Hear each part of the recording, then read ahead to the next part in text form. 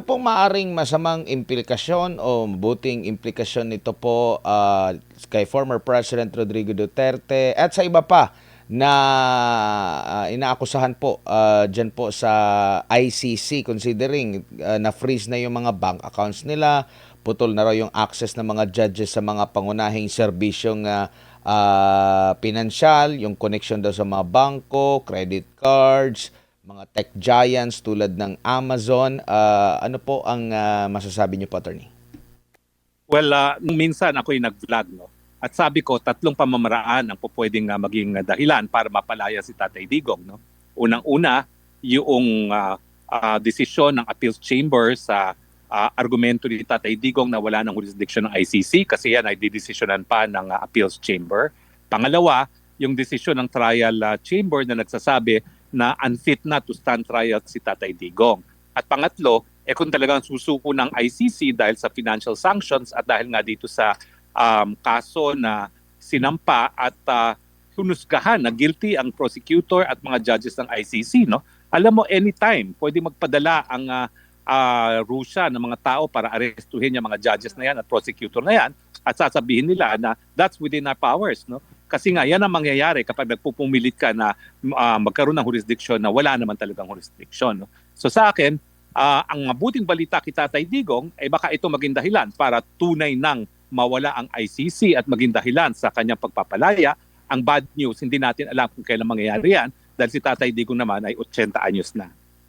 Ang Russia ba, meron ba silang batas, attorney, or legal ba sa kanila yung mga extraordinary rendition parang kagaya sa Amerika? Well, yan ang ginawa ng ICC. Nagbulag-bulagan doon sa pagkikidnap at pagpapadala sa ICC at sinabi nila, baliwala yan, no? Dahil ang importante, mabigyan sila ng karapatan na depensa ng sarili nila. No? So ang Russia, pwede rin gamitin yung ganyang argumento.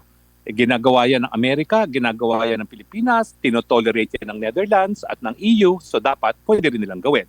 Kaya nga sinasabi ko, the golden rule, kung ang Europa ayaw nila na dukutin na lang ang kanilang mamamayan para litisin sa iba't ibang jurisdiction, huwag din sila maglitis ng tao gaya ni Tatay Digong na dinukot at dinala dyan sa ICC dahil ang kidnapping, sang-ayon nga sa isang desisyon ng South African Constitutional Court, ay illegal at hindi po pwedeng iwasto ang isang pagkakamali sa pamamagitan ng isa na naman pagkakamali at yan nga yung pagkikidnap para magkaroon ng jurisdiction sa pagkatao ang isang hukuman.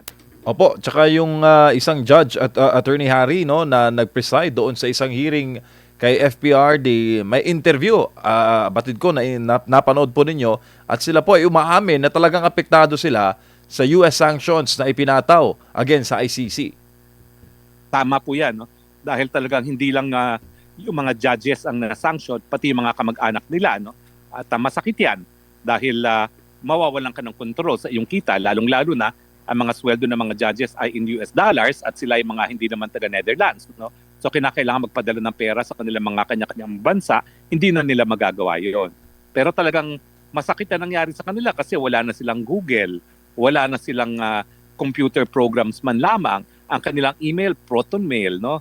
Pero mahirap talaga ang kanilang kalagayan ngayon at kaya nga ako, sinasabi ko bilang ng araw ng ICC, hindi na po pwede magpatuloy at sana nga lang tunay nang pumanaw ang ICC sa lalong mabilis ng panahon nang mapauwi pa si Tatay Digong na 80 na nga po. Opo, pero still kumikita pa rin sila for now, Attorney, yung ICC. Siyempre, in fact, yan ang dahilan kung bakit linilitis nila si Tatay Digong. Dahil kung wala si Tatay Digong, wala na silang lilitising kaso.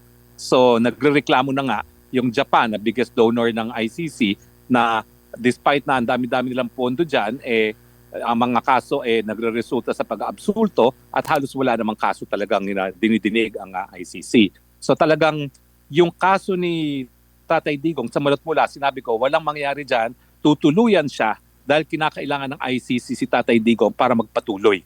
It's an existential issue for the ICC. Kung wala si Tatay Digong, baka tuluyan ang mawala yung ICC. Attorney, si Edmar